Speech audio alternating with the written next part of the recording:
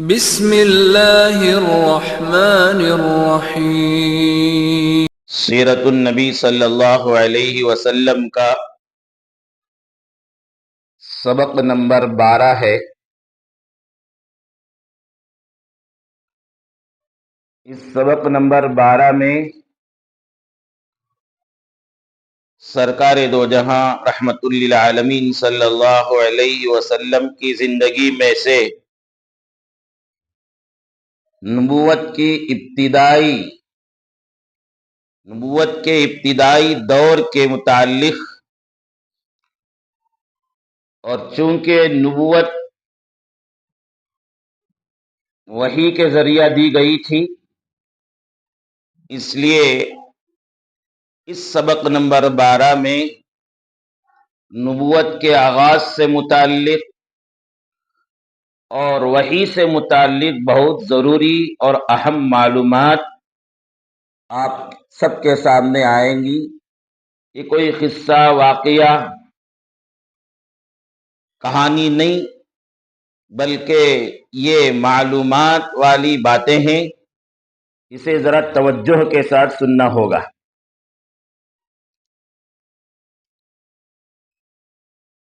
سوال کیا گیا ہے، ہمارے نبی صلی اللہ علیہ وسلم کو نبوت کب ملی؟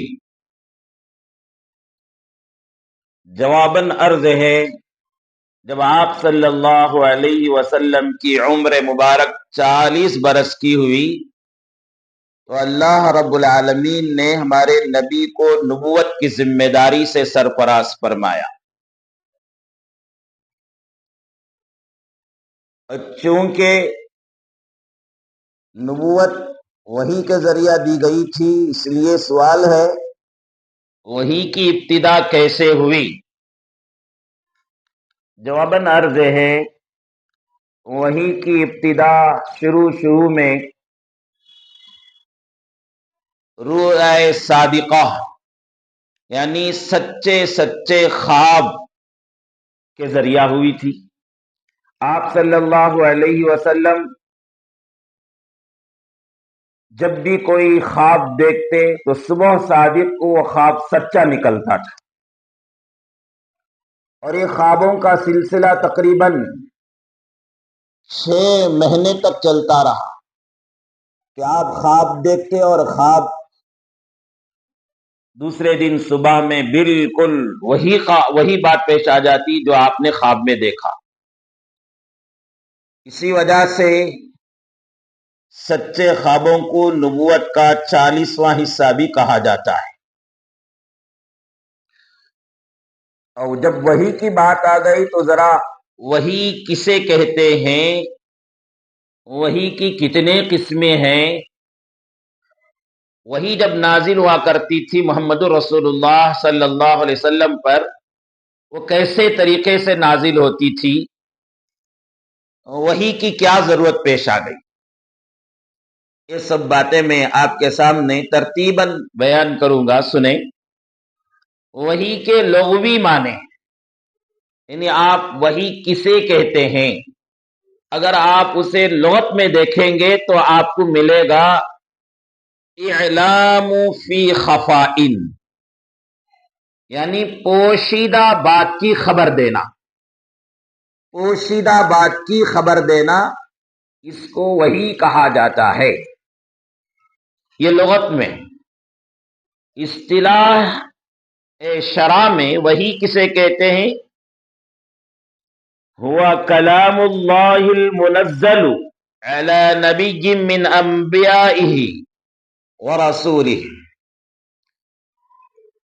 یعنی انبیاء کرام پر نازل ہونے والا اللہ کا کلام، جو اللہ کے طرف سے پیغام نازل ہوتا تھا، جو اللہ کے طرف سے کلام نازل ہوتا تھا، جو اللہ کے طرف سے ہدایت نازل ہوتی تھی، اس کو وحی کہتے ہیں۔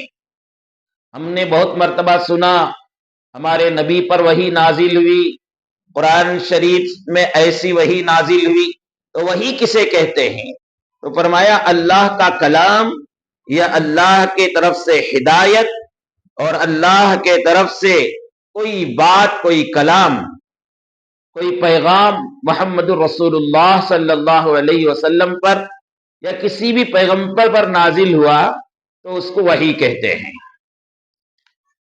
اور وحی کتنی قسم کی ہوتی ہے اسے بھی سن لیجئے۔ وحی دو قسم کی ہے، ایک وحی مطلوع، ایک وحی غیر مطلوع۔ وحی مطلوع کسے کہتے ہیں؟ وہ ایسی وحی ہے جس کے الفاظ بھی اور اس کے معنی بھی دونوں اللہ جل شانہ کے طرف سے نبی پر نازل ہوئے ہوں، جیسے کلام اللہ، قرآن مجید۔ قرآن مجید کے الفاظ بھی اللہ کا کلام ہے، اللہ کے طرف سے نازل ہوئے ہیں، اور قرآن شریف کے معنی بھی اللہ تعالیٰ کی طرف سے نازل ہوئے۔ اس کو وحی مطلوع کہا جاتا ہے۔ اور وحی غیر مطلوع کسے کہتے ہیں؟ وہ ایسی وحی ہے جو نبی صلی اللہ علیہ وسلم کے قلب مبارک پر صرف معنی یا مضامین کی شکل میں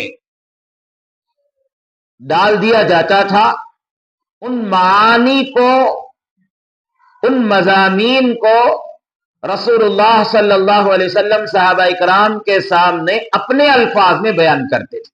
الفاظ اللہ کے نہیں ہوتے تھے، معانی اللہ کے ہوتے تھے، مضامین اللہ کے ہوتے تھے، الفاظ نبی صلی اللہ علیہ وسلم کے ہوتے تھے۔ کبھی نبی صلی اللہ علیہ وسلم وہ معانی، وہ مضامین جو اللہ کی طرف سے نازل ہوئے ان کو الفاظ میں بیان کر کے بتاتے صحابہ کو، یا عمل سے کر کے بتاتے تھے یہ نبی صلی اللہ علیہ وسلم پر اللہ کا حکم نازل ہوا ہے، یا کبھی دونوں طریقے سے بیان کرتے، الفاظ بھی بیان کرتے اور کر کے بھی دکھاتے تھے۔ اس کو حدیث کہا جاتا ہے۔ اس کو کیا کہا جاتا ہے؟ حدیث۔ اب قرآن میں اور حدیث میں فرق آپ کو معلوم ہوا ہوگا۔ قرآن شریف کے الفاظ بھی اللہ کے طرف سے نازل ہوئے، معنی بھی اللہ کے طرف سے نازل ہوئے، اس کو قرآن کہتے ہیں۔ اور حدیث معنی اللہ تعالیٰ کی طرف سے نازل ہوئے، الفاظ محمد رسول اللہ صلی اللہ علیہ وسلم کے۔ یہ وحی کتنے طریقے سے نازل ہوتی تھی، اس کے نازل ہونے کا طریقہ کیا تھا؟ اس کے بھی تین طریقے ہیں۔ ایک طریقہ جسے وحی قلبی کہتے ہیں۔ کیا کہتے ہیں؟ وحی قلبی کہتے ہیں، یعنی باری تعالی براہ راست نبی صلی اللہ علیہ وسلم کے دل میں کوئی بات، کوئی مضمون ڈال دیتے تھے، اس میں نہ کسی فرشتے کا واسطہ ہوتا تھا، نہ قوت سماعت یعنی سننے کا واسطہ ہوتا تھا، نہ حواس خمسہ۔ حواس خمسہ کسے کہتے ہیں میں ابھی آپ کو بیان کروں گا۔ نہ حواس خمسہ کا واسطہ ہوتا تھا، نہ اس میں کوئی آواز سنائی دیتی تھی، بلکہ سیدھے اللہ کا کلام دل پر چسپا ہو جاتا تھا۔ اس کو وحی قلبی کہتے ہیں۔ وحی کے نازل ہونے کی یہ ایک صورت تھی، ایک طریقہ تھا۔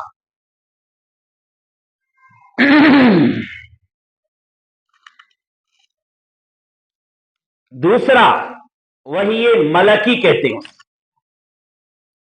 یعنی اللہ تعالیٰ کا پیغام اللہ تعالیٰ کسی فرشتے کے ذریعہ نبی تک پہنچاتے تھے۔ وہ فرشتہ کبھی انسان کی شکل میں آتا تھا اور نبی صلی اللہ علیہ وسلم کے پاس اللہ کے کلام کو اور پیغام کو سنا کر جاتا تھا، اور کبھی کبھی فرشتہ جو آتا وہ اپنی اصلی ہیئت میں اور اپنی اصلی شکل میں آتے تھے اور اللہ کا پیغام سنا کر جاتے تھے، اور کبھی کبھی دکھائی نہیں دیتا تھا فرشتہ، صرف پیغام سنا کر چلے جاتا تھا آواز کی شکل میں۔ یہ ایک طریقہ تھا وحی کے نزول کا۔ تیسرا طریقہ جس کو کلام الہی کہتے ہیں، تیسرا طریقہ کیا ہے؟ کلام الہی ہے۔ اس میں نہ کسی فرشتے کا واسطہ ہوتا تھا، نہ کسی اور چیز کا واسطہ ہوتا، بلکہ سیدھا براہ راست اللہ تعالیٰ بات کیا کرتے تھے فرشتوں نبی سے. اللہ تعالیٰ خود بات کرتے تھے نبی سے. نبی کو اللہ تعالیٰ سے کلام کا شرف حاصل ہوتا تھا. اس کو کلام الہی کہتے ہیں. یہ 3 طریقے تھے اللہ تعالیٰ کا پیغمبروں کے پاس اپنا پیغام، اپنی بات اور اپنی طرف سے ہدایت پہنچانے کا. اور یہ 3 طریقوں میں سے وحی الہی یہ قسم جو ہے سب سے افضل ہے، کیونکہ اس میں ڈائریکٹ پیغمبر کو اللہ سے بات کرنے کا شرف حاصل ہوتا تھا. اب ایک سوال کیا گیا ہے وحی کی کیا ضرورت پیش آ گئی؟ تو سمجھیے اس کو سمجھنے سے پہلے کچھ مقدمے کے طور پر کچھ باتیں سمجھنا ہوگا آپ کو. کائنات اور کائنات کی چیزوں سے انسان فائدہ اٹھاتا ہے حواس خمسہ سے. حواس خمسہ بولے تو 5 طریقے سے. آنکھ سے دیکھ کر انسان جانتا ہے یہ سفید ہے، یہ کالا ہے، یہ انسان ہے، یہ جانور ہے. ایک طریقہ فائدہ حاصل کرنے کا. دوسرا کان سے سن کر انسان جانتا ہے یہ انسان کی آواز ہے، یہ بکرے کی آواز ہے، یہ گائے کی آواز ہے. کان سے سن کر علم حاصل کرتا ہے. تیسرا زبان سے چکھ کر انسان جانتا ہے یہ تیز ہے، یہ میٹھا ہے، یہ کھٹا ہے، یہ کڑوا ہے. چوتھا ناک سے سونگھ کر آدمی علم حاصل کرتا ہے کہ یہ خوشبودار ہے، یہ بدبودار ہے. پانچواں ہاتھ پیر سے چھو کر جانتا ہے کہ یہ نرم چیز ہے، یہ سخت چیز ہے وغیرہ. یہ علم حاصل کرنے کے 5 طریقے ہیں. کائنات میں انسان جو ہے ان 5 چیزوں سے فائدہ اٹھاتا ہے. ایک چھٹی چیز عقل ہے. جہاں یہ 5 چیزیں کے ذریعے علم حاصل نہیں ہو سکتا ہے وہاں سے عقل کا کام شروع ہوتا ہے. عقل کے ذریعہ انسان بہت سے چیزوں کو حاصل کرتا ہے. لیکن یہ عقل سے حاصل کرنے کا سلسلہ بھی لامحدود نہیں بلکہ محدود ہے. ایک حد میں جا کر عقل بھی رک جاتی ہے اور اس کے بعد وہ عقل اسے ساتھ نہیں دیتی. مثلا دیکھیے اللہ کائنات کے ذرے ذرے سے انسان فائدہ اٹھاتا ہے. زبان سے چکھ کر، کان سے سن کر، آنکھ سے دیکھ کر، ناک سے سن کر، ہاتھ سے پکڑ کر، یا پیر سے کھدل کر، یا عقل سے سمجھ کر حاصل کرتا ہے. لیکن کائنات کی کون سی چیز سے کیسے فائدہ حاصل کرنا یہ کائنات کے پیدا کرنے والے کو، خالق کائنات کو کون سا طریقہ پسند ہے.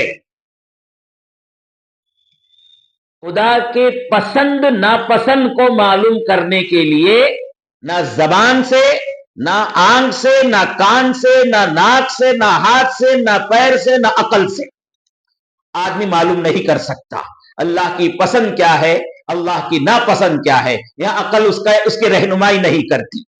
تو اب ضرورت پڑتی ہے وہاں پر وحی کی کہ اللہ ہی کے طرف سے بتایا جائے کہ یہ پیدا کرنے والا اس چیز کو پسند کرتا ہے، اللہ پیدا کرنے والا اس چیز کو ناپسند کرتا ہے. یہ اللہ کے پسند ناپسند کو معلوم کرنے کے لیے وحی کی ضرورت پڑتی ہے. اللہ تعالی وحی کے ذریعہ اپنے بندوں کو بتاتے ہیں کہ تمہارا پیدا کرنے والا پروردگار اس چیز کو پسند کرتا ہے، اس چیز کو نہیں پسند کرتا ہے. اور اس طریقے کو وحی کہتے ہیں اور وحی کی ضرورت اس وجہ سے پیش آئی. اب سوال کیا گیا ہے سب سے پہلے وحی کہاں نازل ہوئی؟ ہمارے نبی صلی اللہ علیہ وسلم پر سب سے پہلے وحی کہاں نازل ہوئی؟ جواباً عرض ہے سب سے پہلے وحی مکے کے قریب واقع غار حرا میں، مکے کے قریب واقع موجود ہے غار حرا، وہاں پر ہمارے نبی صلی اللہ علیہ وسلم پر سب سے پہلے وحی نازل ہوئی. کون لے آئے سب سے پہلے وحی؟ اللہ کا پیغام لانے والا کون ہے؟ تو سب سے پہلے وہی ہمارے نبی صلی اللہ علیہ وسلم کی خدمت میں لانے والے فرشتے حضرت جبرائیل علیہ الصلوۃ والسلام ہیں. قرآن مجید کی چند آیتیں لے کر غار حرا میں پہنچے تھے. سوال کیا گیا ہے ہمارے نبی صلی اللہ علیہ وسلم کی نبوت کا آغاز اور وحی کا نزول کون سی تاریخ میں ہوا، کون سے مہینے میں ہوا؟ سب سے پہلے نبوت کا آغاز، وحی کا نزول ایک قول کے مطابق رمضان المبارک کی 21 تاریخ کو، گویا کہ اللہ کے طرف سے بندوں کو جو پیغام آیا تھا وہ رمضان المبارک میں 21ویں روزے کے موقع پر پیر کے دن، پیر کی رات میں، یعنی پہلی تاخرات میں 21ویں تاریخ پیر کے رات 10 اگست 610 سن عیسوی میں پہلی وحی نازل ہوئی. نبوت کا آغاز یہیں سے ہوا. دوسری ایک روایت میں آتا ہے نبوت کا آغاز، وحی کا آغاز ربیع الاول کے مہینے میں پیر کے دن وحی کا نزول ہوا، نبوت کا آغاز ہوا. بہرحال دونوں قول بھی صحیح ہو سکتے ہیں کہ ابتدا خوابوں کے رؤیا صادقہ کے ذریعہ رمضان مبارک میں شروع ہوا وحی کا آغاز، اور ظہور جو ہے ربیع الاول کے مہینے میں ہوا. ایسا اس کی تطبیق کی جا سکتی ہے. سوال کیا گیا ہے ہمارے نبی صلی اللہ علیہ وسلم پر سب سے پہلی کون سی آیت نازل ہوئی، کتنی آیتیں نازل ہوئی؟ سورۃ العلق کی 5 آیتیں سب سے پہلے نازل ہوئی. سوال کیا گیا ہے یہ پہلی وحی نازل ہونے کا واقعہ کیا ہے، قصہ کیا ہے اس کا قصہ یہ ہے کہ آپ علیہ الصلوۃ والسلام غار حرا میں تھے. جیسا کہ بات پہلے آئی تھی، تقریباً 3 سال تک نبی صلی اللہ علیہ وسلم غار حرا کو اپنا کچھ مختصر سا توشہ لے کر چلے جاتے تھے. آپ کے ساتھ آپ کی شریک حیات ام المؤمنین حضرت خدیجہ رضی اللہ عنہا آپ کے کھانے پینے کا انتظام کرنے کے لیے آپ کے ساتھ آ جایا کرتی تھی، اور کہیں اسی جگہ پر قریب میں بیٹھ جاتی تھی. نبی صلی اللہ علیہ وسلم سے قریب ہو کر نہیں، ذرا فاصلے پر بیٹھا کرتی تھی. تو آپ علیہ الصلوۃ والسلام غار حرا میں موجود تھے. اچانک حضرت جبرائیل علیہ الصلوۃ والسلام آئے اور کہا اقرا، پڑھو. آپ صلی اللہ علیہ وسلم نے فرمایا میں پڑھا ہوا نہیں ہوں. آپ علیہ الصلوۃ والسلام فرماتے ہیں کہ میرے جواب کو سن کر اس پر فرشتے نے مجھے پکڑا اور اس زور سے دبایا کہ میری قوت پوری نچوڑ دی. پھر چھوڑا اور کہا کہ پڑھو. میں نے کہا کہ میں پڑھا ہوا نہیں ہوں. فرشتے نے پھر دوبارہ پکڑا اور دبوچا، اور سختی سے دبوچا. پھر چھوڑا اور کہا کہ پڑھو. میں نے کہا کہ میں پڑھا ہوا نہیں ہوں. فرشتے 30 مرتبہ پکڑا کر دبوچا اور پھر چھوڑا اور کہا اقرا. نبی صلی اللہ علیہ وسلم فرماتے ہیں اب کی بار میرے زبان سے نکلا، فرشتے کی زبان سے نکلا اقرا بسم ربک الذی خلق خلق الانسان من علق. اقرا بسم ربک الذی خلق خلق الانسان من علق. اقرا وربک الاکرم الذی علم بالقلم علم الانسان ما لم يعلم. تو نبی صلی اللہ علیہ وسلم کے زبان سے بھی یہ آیت جاری ہو گئی. یہ وحی کے نزول کا واقعہ ہے. غور کرنے کی بات ہے، سوال بھی کیا گیا ہے سب سے پہلے پڑھنے پڑھانے کا حکم کیوں دیا گیا؟ حالانکہ اس وقت جو ہے مکہ المکرمہ میں 360 بتوں کی پوجا ہوتی تھی. تو پہلی وحی کس کی ہونی تھی؟ توحید کی ہونی تھی. ایک اللہ لا الہ الا اللہ کا اقرار، اس کی تصدیق کے بارے میں وحی نازل ہونا تھا، لیکن اس کے بارے میں نازل نہیں ہوئی. یا رسالت کے بارے میں پہلی وہی ہونا چاہیے تھا، کیونکہ رسول ہی اور نبی ہی خالق اور مخلوق کے درمیان رشتہ جوڑنے والا ہے، تو نبی کے بارے میں بتایا جاتا کہ نبی ایسا ہوتا ہے، نبی کا یہ مقام ہے، لیکن رسالت کے بارے میں بھی نہیں، مساوات کے بارے میں، برابری کے بارے میں، تمام انسان برابر ہیں، کسی کو کسی پر فضیلت نہیں ہے، فضیلت ہوگی تو تقوی کے ذریعہ ہوگی، انسان ہونے کے ناطے کسی پر ایک دوسرے کی فضیلت نہیں ہوگی، کیونکہ اس زمانے میں جو ہے بہت سے لوگ اپنے ہی جیسے انسانوں کو غلام بنا کر ان کے ساتھ بڑا برا سلوک کیا کرتے تھے، تو انسانی مساوات کا سبق ہونا چاہیے تھا، یا عورت کے حقوق کے بارے میں ہونا چاہیے تھا، یا انسانی حقوق اور جانوروں کے حقوق کے بارے میں ہونا چاہیے تھا، لیکن ان سب کے بارے میں نہیں۔ سب سے پہلا کلام کس کا تھا؟ سب سے پہلے پیغام کیا تھا؟ اقرا، اے انسان پڑھ اور پڑھا۔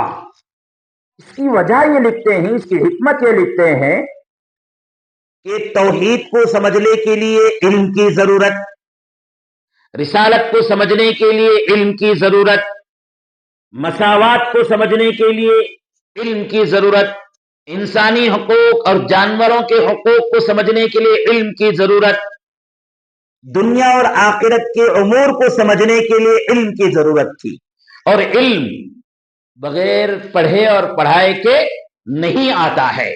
اس لیے سب سے پہلے تقریباً 500 یا 550 برس کے بعد خدا رب العزت زمین والوں کو کچھ پیغام دینا چاہا تو حکم ہوا اقرا، پڑھو۔ پڑھنے پڑھانے سے توحید بھی سمجھ میں آئے گی، رسالت بھی سمجھ میں آئے گی، مساوات بھی سمجھ میں آئے گا، انسانی اور جانوروں کے حقوق بھی تمہیں سمجھ میں آئے گا۔ یہ نبی صلی اللہ علیہ وسلم کی نبوت سے آغاز سے متعلق اور آپ کے وحی سے، آپ پر نازل ہونے والے وحی سے متعلق کچھ باتیں تھی، میں نے عرض کر دیا۔